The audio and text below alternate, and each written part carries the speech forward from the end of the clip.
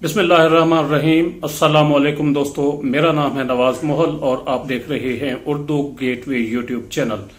दोस्तों, डॉक्टर शाहिद मसूद एक आलमी शोहरत याफ्ता सहाफ़ी, एक मुहक्किक और तजिया निगार हैं। आजकल पीटीवी करप्शन केस में जेल में बंद है। हालांकि FIA की तहकीकात के मुताबिक उन पर कोई करप्शन का चार्ज जो है वो साबित नहीं हो सका। डॉक्टर शाहिद मसूद अपने बेबाक तज्जियों और पाकिस्तानी बदमाशिया के बारे में सख्त गिर रवैया रखने की वजह से बहुत मशहूर है।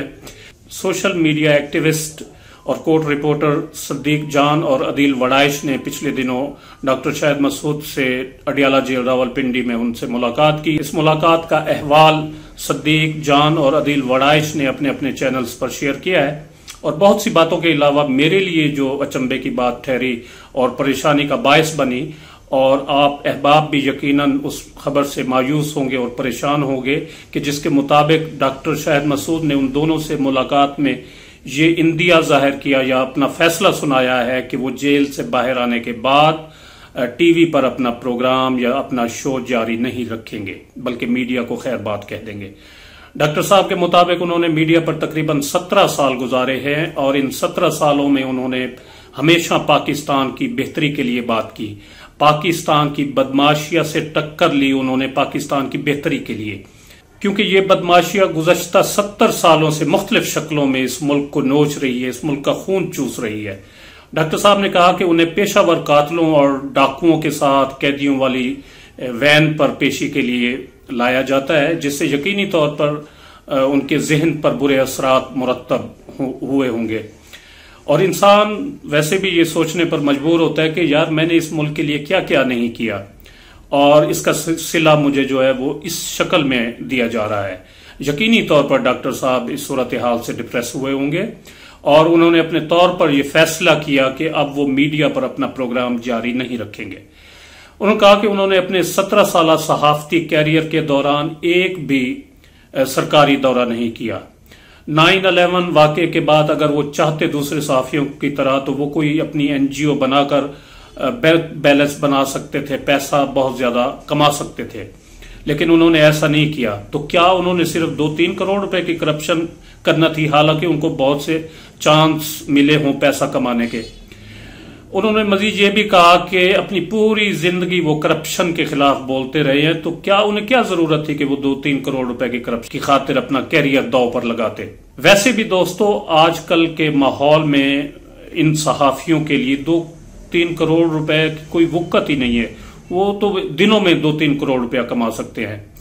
और आजकल के सहाफी हर हुकूमत से बनाकर रखते हैं और अपने ताल्लुकात की बिना पर मफादात समेटते हैं। अभी सोशल मीडिया पर एक वीडियो वायरल हो रही है मारूफ सहाफी हामिद मीर के बेटे की शादी की तकरीब की, जिसमें तमाम पार्टियों से ताल्लुक रखने वाले सियासतदान मौजूद हैं।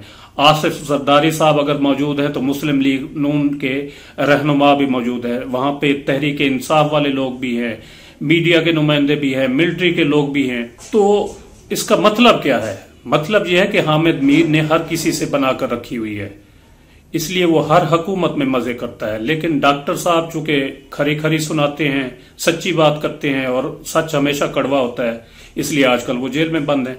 लेकिन मैं डॉक्टर साहब से इल्तमास करता हूं कि डॉक्टर साहब, आप इस मुल्क की खामोश अक्सरियत की आवाज बने हैं। आपने अपने प्रोग्राम में वतन अजीज पाकिस्तान को नोचने वाली गिद्धों को बेनकाब किया है। जैनब कत्ल केस में आपने डार्क वेब को बेनकाब किया, आपने अपने प्रोग्राम में बदमाशिया को बेनकाब किया, और यही वजह है कि आपको एक 10 साल पुराने केस में फंसा दिया गया। आप इस वक्त डॉक्टर साहब एक आजमाइश से गुजर रहे हैं। अल्लाह पाक का कुरान मजीद में सूरह बकरा में इरशाद है, बिस्मिल्लाहिर्रहमानिर्रहीम, वलनब्लुवन्नकुम बिशैइन मिनल खौफि वल जूइ व नक्सिम मिनल अम्वालि वल अनफुसि वस्समरात वबश्शिरिस साबिरीन अल्लज़ीना इज़ा असाबतहुम मुसीबा क़ालू इन्ना लिल्लाहि व इन्ना इलैहि राजिऊन।